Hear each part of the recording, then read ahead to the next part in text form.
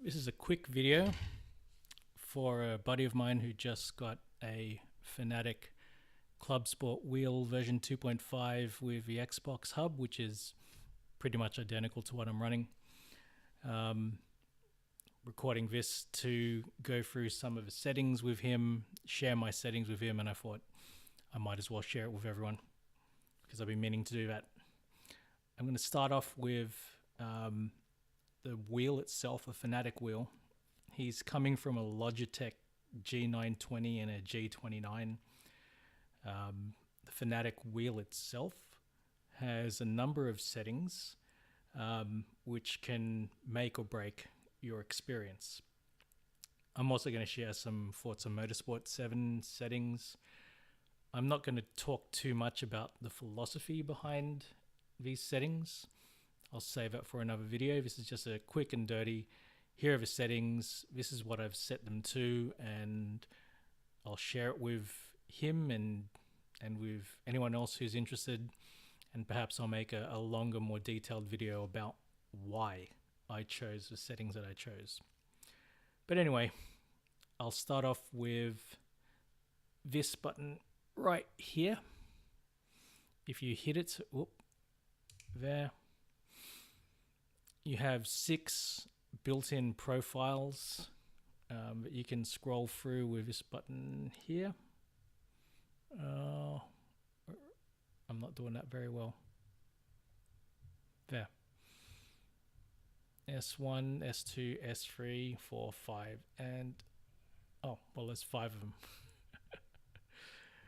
Shows you how much I use the different profiles, but for most games I use one profile on the wheel.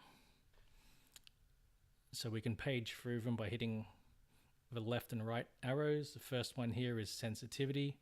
If you've got the rotary, and I think Fanatec call it a funky switch, you can use that as well. It's off camera at the moment, but I'm adjusting it there.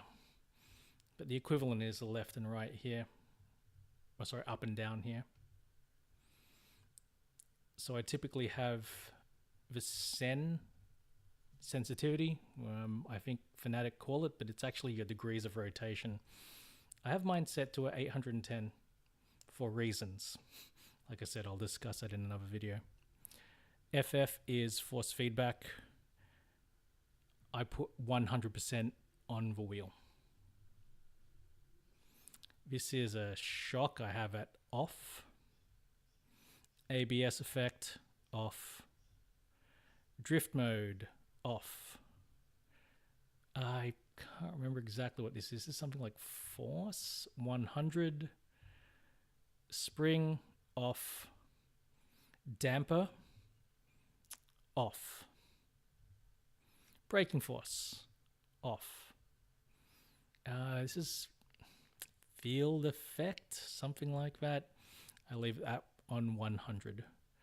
And that's it. You've looped through all of the settings like so, and you click this button again to re-enable your directional arrows and your keys so that you're not adjusting the settings on your wheel.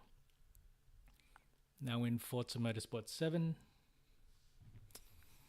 I won't talk about dead zones because they're not really a force feedback setting. They're more of a input setting. Force feedback, I see that as an output from the game. And here they are.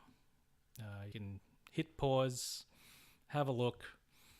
I would say my settings are not quite final yet, but they feel pretty good to me for most road cars. That is cars that don't have a lot of downforce, cars that are using, in Forza speak, street or sport tires at maximum. Very rarely am I driving cars that have race tires. And I'm liking this. I do think there is further tweaking to be done. But this is where I'm at the moment. So I'm probably going to wrap up this video here.